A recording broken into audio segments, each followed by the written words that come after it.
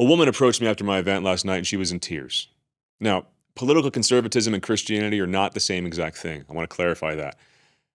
But she was in tears because as a conservative Christian, she felt targeted directly by the things that we were watching unfold in the news lately between Minnesota and Charlie Kirk. She was in tears because she feels like as a conservative Christian, that violence was aimed at all of us. And guys, we can't turn our back on that violence anymore. I want to share with you exactly what I told her because it's time to dive into exactly what's going on in the world and what we need to do about it as Christians. Hey friends, so if you follow me, you know that I don't follow politics all that deeply. I'm just not called to focus all that much on it. So I wasn't intimately familiar with Charlie Kirk and his work and who he was. But I heard about his murder when a friend of mine called me and told me that someone who was known as a right-wing activist and a lightning rod was shot and killed. And my friend also didn't really follow politics, but I could tell you that even among conservative Christians, for a lot of us who didn't know Charlie Kirk's work, that was the general brand that he had. But looking more into the work that he did since the shooting, something didn't line up with that brand. See, guys, Kirk actually didn't seem to get off on making inflammatory statements and starting fights with people. He wasn't one of those people who loved to be hated. He was actually one of the very few people willing to do what most Americans, left or right-leaning, have stopped doing. He was willing to do something really radical. Ready? He was willing to listen to people who disagreed with him and talk to them. Adam Rubinstein wrote about him that we could disagree about anything, and we did. But he would, without fail, engage civilly and explain his point of view.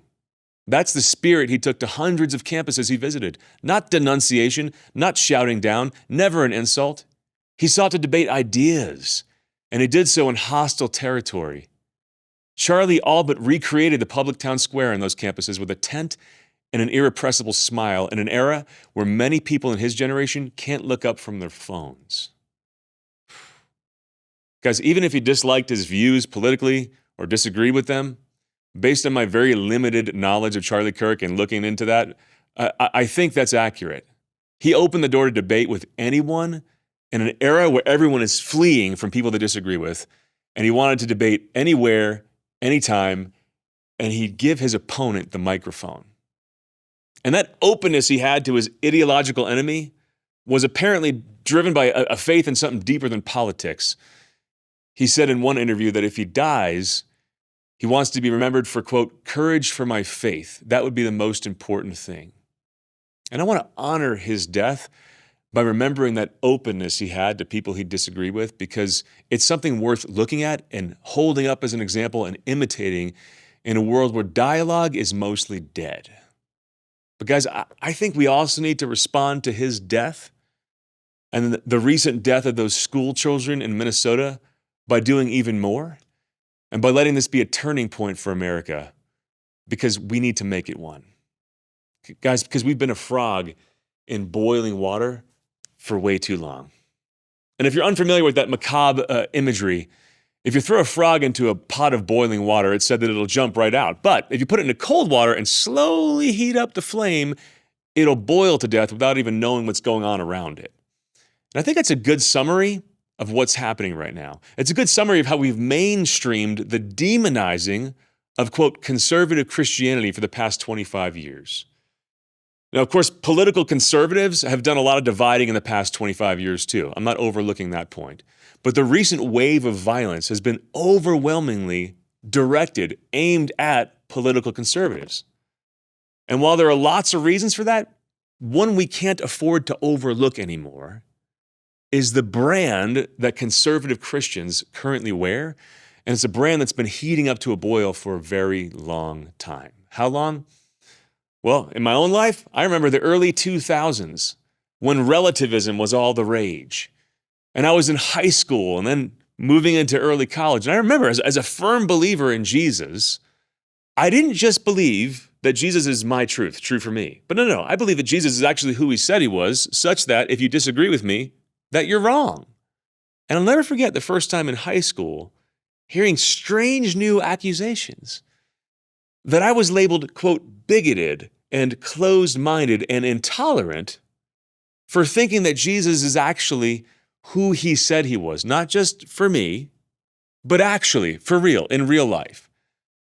But that language, true for me, Chris, that's true for you. I have a truth for me. That really confused me.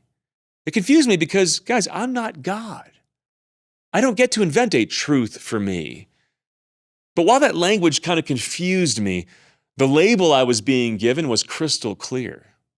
The label that I was given was that, Chris, if you think that you are actually right about something of a spiritual or moral nature, you're an intolerant person. I eventually wrote a great little booklet about that that's used at my kids' school called Absolute Relativism. And I wrote that years later because of how much that experience upset me and bewildered me as a high school kid. Because I saw back then how harmful it would be for the cause of the gospel and for the labeling of Christians. But I remember looking at my friends back then and thinking, guys, dude, don't you know me? Hey, it's me, it's Chris. You know, I actually love you. Like, we grew up together. And even though we disagree about the divinity of Jesus, not only do I tolerate you, we're friends. I like you. And Jesus commands me to love you. And I really do. But nothing I said penetrated. See, the brand was fixed. And it was fixed by powers far larger than teenage Chris. It was fixed by the media and by so many movements in society that were determined to write off Christianity as a backwards, bigoted thing from the past. And labeling Christians mean and intolerant was the perfect way to get the job done. And for countless of my teenage friends who I went through youth group with, they would leave the faith right away in college because no one wants to go to college and be known as the intolerant bigot. But you know, I figured I'm going to stay faithful to Jesus. Okay, fine, label me. I'll take one for the team. Blessed are the persecuted. Fast forward now to 2015. Let's heat up the water a little bit more. I remember distinctly that was the year that the Christian brand went from intolerant to hater. That if you held on to traditional biblical natural law-based views about things like marriage, what you were doing was standing against love. And I remember debating with old friends once again and explaining once more that, look, I don't actually hate anyone. The Lord commands that I love people. I just don't agree with them. But that doesn't mean I hate them. No matter, I lost, man. I lost the brand battle, even though I was right. See, because the brand shift was completed by powers far larger than me, by movements and marketing agencies that I couldn't compete with. And I remember around that same time that the brand successfully shifted from intolerant to hater, that new phrase that became so dang popular around 2015. I remember watching young people go more and more into hiding about their faith, especially on college campuses. I was on this one college campus, I'll never forget this, in New Jersey, shortly after the 2015 marriage debate dust had settled. And after my talk, the director of inclusivity and diversity from the campus came up to me and she said, Chris, 67% of our campus is Christian. Most of them are Catholics. I mean, we're like in the Mecca of New Jersey Italian Catholicism. And all of them are afraid to even tell anyone they're Christians. She's like, what's going on? She's like, our pride groups are like 2% of the campus, and they let everyone know. I'm really confused, Chris. And she was being totally genuine. And I was kind of confused too. I didn't know how to answer a question. I scratched my head. I'm like, I don't know. Oh, well, I guess this is the new label. The water just heated up a little bit more. I guess we'll take one for the team again. I'm not going to leave Jesus. I guess that's the new label I have to bear. But over time, guys, that brand of conservative Christianity got even worse. And the water started to boil more and more as it moved from intolerant to hateful to harmful. You see, and why is that worse? Well, because if someone's just wrong, let's go back before intolerant, well, you could just agree to disagree. But if they're intolerant, we probably can't be friends. But if they're hateful, it's best to avoid them and leave them out of polite society. They really shouldn't be a part of things anymore. But if they're harmful, well, now we can't just leave them out. They're a problem that needs to be weeded out to keep people safe. Well, safe from what? Someone is going to ask. Well, safe from you, conservative Christians. You see, it's absolutely now an accepted cultural norm to talk about conservative Christian views, especially around things like gender and reproductive issues, as if they're an existential threat to women who want to be liberated and to people who consider themselves LGBT. Even though, and I have to note this because I'm proud of it, even though I can't find a single instance of direct physical violence of a Catholic against any of those people. And I'm proud that I can't find that when I look online. And it should be the case that there is no violence. And I want to reiterate that, because no matter how crazy this world gets, if we're claiming to follow Jesus, we need to actually follow Jesus. Amen? And again, now, not that political conservatism and Christianity are the same exact things, though there's a lot of overlap, especially with hot button issues. During the last election, we watched as half the country was successfully relabeled and branded, not in like crazy left-wing publications, but in a mainstream way. That if you vote a certain way, half the country, guys, that you're labeled as a Nazi, that you're labeled as a fascist. We watched it become commonplace for people to regard speech or even beliefs that are too conservative as being so harmful that they're considered violence. We watched as the national dialogue shifted to regard violence as a valid form of political speech. It's not, for the record. And look, guys, political or not, and again, if you follow my ministry, you know that I'm not overly political. But if you identify as a Christian, you might be the next target. Just like those school children were in Minnesota who weren't even old enough to vote. But here's the thing, guys. If the branding of conservative Christians as harmful little fascists who pose an existential threat to a portion of society, if that branding is correct, I suppose that targeting people almost in self-defense makes sense. Of course, the branding is not correct. It's delusional, it's pure evil, and targeting people as a result is also pure evil. So what do we do in the face of all this evil? Okay, I want to share with you the advice that I gave that woman who approached me in tears, afraid for her life last night. And I want to share this advice because I think it's what Jesus would say to us right now if he were here in the flesh, and I think he would say it because he actually did say it. 3 pieces of advice. Number 1, love your enemy. Guys, if you want to know where the dividing line is between a sane world and an insane world, a world where goodness rules and the rule of law prevails, and a world where everything's on fire, you know where the line is? It's right in the middle of every human heart. And look, while the political violence most recently in the news is left aimed at right, it just is. I'm not taking political sides here. That's just a fact. It can really easily pivot from one side to the other too. And why? Because there are human beings on both sides. And if we're honest with ourselves, this is kind of a sick part of humanity that I don't like to look at, but it's real. There's actually something psychologically soothing about labeling a person or an entire group of people as our enemy, our existential threat. I get why the idea catches on so fast, because it adds laser clarity and focus in this really scary, uncertain experience of life to someone out there. There's my threat. There's the thing I fear. It's over there? Cool. I'm safe over here, right? Guys, we all have that temptation inside of us, and it's evil, and we have to resist it. And listen, lest you think, well, Jesus can't relate with how bad the world is right now. No. When he said love your enemy, he was talking to a world where death, where political violence, where vengeance was absolutely everywhere. Life in his day was short, it was uncertain, and it was often bloody. He gets it. So how do you love your enemy in a world like that? Do what Charlie Kirk did.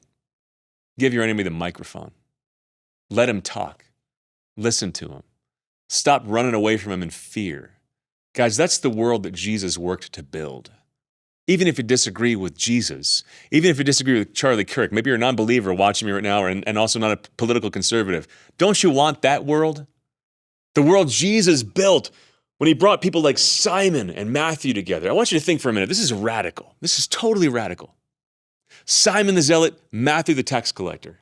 Guys, a tax collector in Jesus' time, he was a traitor. He was awful. Israel was oppressed, was occupied by Rome, and tax collectors, they made their living by taking taxes from their countrymen for their oppressor and charging them a little extra than they needed to do so they could skim off the top and keep it for themselves. Zealots were the other extreme. They were the group of people who hated Rome and acted on it. They were the ones who would show up at a large Roman festival and stab a Roman soldier just to start a riot. And guys, when Jesus called Simon the Zealot and Matthew the tax collector to follow him, he called them before They were totally transformed by his grace. Before they each understood each other. Before they each understood themselves and how wrong they had been. And Jesus sat them down together at the same table for a meal. Love your enemy. And Jesus warned us in Matthew 24 that in the end, quote, because of the increase of wickedness, the love of most will grow cold, but the one who stands firm to the end will be saved. Because the clear implication here is that if your heart does grow cold, you will not be saved. That's a lot. See, love your enemy is not a suggestion. It's a mandate if you're to call Jesus your Lord. Guys, in the end, I think one of the greatest tests we're going to go through as a church, it's not going to be this great temptation to keep the faith as we're fed to the lions. It's going to be the temptation to let our hearts grow cold, the battle to keep loving those who feed us to the lions. So how do you love your enemy? Start here, guys. Maybe this is all I got in you today as you watch the news. Pray for them. Just pray that they don't end up in hell forever. Pray that they find God's grace and salvation before they die. Start there. So love your enemy. Number 2, I'm going to say this one very boldly and directly because I think Jesus said it very boldly and directly. Do not be afraid of death. Matthew 10:28. Do not fear those who can kill the body, but are not able to kill the soul. And I told this to that woman in front of me. I said, look, if Charlie Kirk died in the grace of God, if he died with great faith, then I think he's looking at Jesus right now. He's in the beatific vision. He's not worried about a dang thing. And that's what we all have to keep in mind as this world becomes increasingly dangerous. Because if we give in to fear, then every terrorist type person out there has won. Their mission is accomplished. I don't care how crazy things get. I pray that they don't get crazier, but I'm not going to stop being me. I'm not going to stop doing what I do. Love your enemy, resist fear, and then finally, 3, guys, push back on what's become the new normal in society. It has become the new normal to pick on Christians. It really is. It's socially acceptable. And we need to start pushing back. I don't mean in a spirit of anger. I don't mean sounding like every other angry political voice out there. No. We should sound different because we are different if we're following Jesus Christ. But you got to stop letting people just get away with saying, oh, Christians, bigoted, hateful, intolerant, harmful. No. Speak up. Respond to that label. It's up to all of us to start fixing the label that Christians bear. And I know it's okay. Be willing to take one for the team. Be willing to be mislabeled. Be willing to be persecuted. But if you're just silent in the face of all those mislabels, all you do is embolden people who want to make the label worse. So make clear that which is obvious to you. Say the obvious. The thing I used to say to my friends in high school, hey, look, I disagree with you, but that doesn't mean I don't love you. I disagree with you, but I will not for a moment budge on this. I am not intolerant, bigoted, hateful. In fact, I'm only speaking the truth and putting my neck out there on the line because I love you. You could disagree with me. Doesn't mean I don't love you. Doesn't mean you can't love me. But guys, when we let that brand grow and we're silent in the face of it, we're not just putting ourselves at risk. We're putting little kids at risk who want to go to mass at their school and not feel targeted. We're putting a woman who comes up to me shaking and in tears at my event at risk. I mean, she's shaking in tears because she is at risk. She knows it. Guys, start pushing back with the truth. If you're at work and your HR department wants to label Christian views inherently harmful, dude, do not go along with that. Speak out. Sue them if you have to. Not for your sake, but for the sake of the Christian brand that's been in boiling water for too dang long. Guys, you have a right to believe Judeo-Christian views about marriage, gender, and so much more, just like everybody has a right to be who they say they are in society today. Claim that space. And look, I don't care who you voted for. Stop legitimizing all accusations that group X over there, they're all hateful, bigoted, harmful, Nazis. Dude, don't ever legitimize that with your silence. Speak up, speak the truth. Let's actively work for a more sane world where we actually make space for each other, where we can disagree about important things and still love each other. And of course, I got to give credence to the fact that mental illness is part of the problem here. But when you add mental illness to a society-wide labeling and branding of a particular group as an existential threat, guys, this is what you get. And it's got to stop. It's got to end. It's got to end now. Love your enemy. Do not be afraid. And push back on that crazy rebrand of all things conservative and Christian as being inherently harmful, because we've been sitting in this boiling water for way too long. God bless you.